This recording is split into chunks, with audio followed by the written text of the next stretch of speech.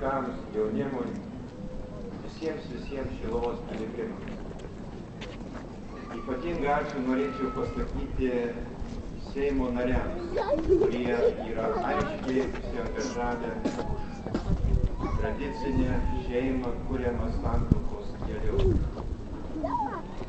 Gerbėme visų Seimo narių nuomonę, bet dėl kai kurių liūdime, nes šeima yra visuomenės, tautos pagrindas. Neturėsime gerų šeimų, neturėsime Lietuvos. Sunyks ir bažnyčia Lietuvoje. Tokia yra tikrovė. Todėl nuoširdžiausias ačiū visiems, kurie palaikote normalią šeimą kuriamą santuokos keliu. Šiandien 15 valandą čia į šitą aikštę teiks daug piligrimų, kurie dabar dar keliauja iš Kryžių kalno. 18 valandą taip pat melsimės už šeimas, prašysime drąsos tiems, kurie gyvena kartu, bet be santuokos, kad priimtų santuokos sakramentą.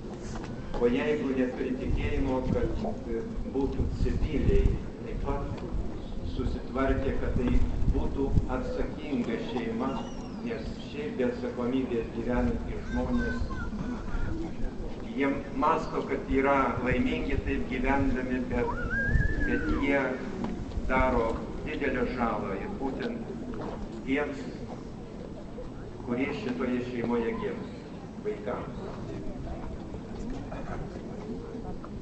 Rytoj melsimės Šiluvoje už visus, kurie saugo mūsų ramybę, už policijos darbuotojus, kad jie gerai, sąžiningai atliktų savo pareigas. Daug kas nori mesti akmenį į šitą instituciją, bet nesėsi. Einame palaimintojo arkivyskupo keliu. Jei kur ir yra blogio, kurioj nors institucijoje, tą blogį reikia nugalėti gerumu, meilė.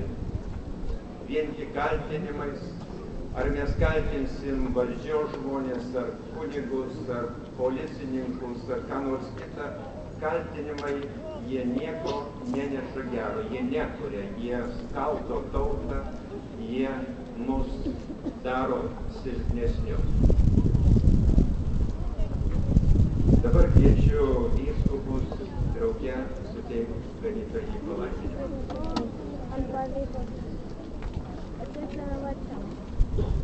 Viešpats su jumis.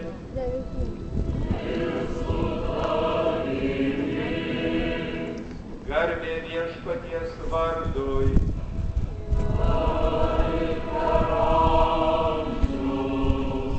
Padeda mums Viešpats.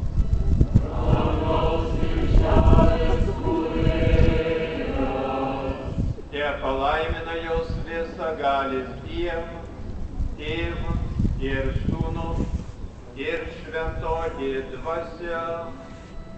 Amen.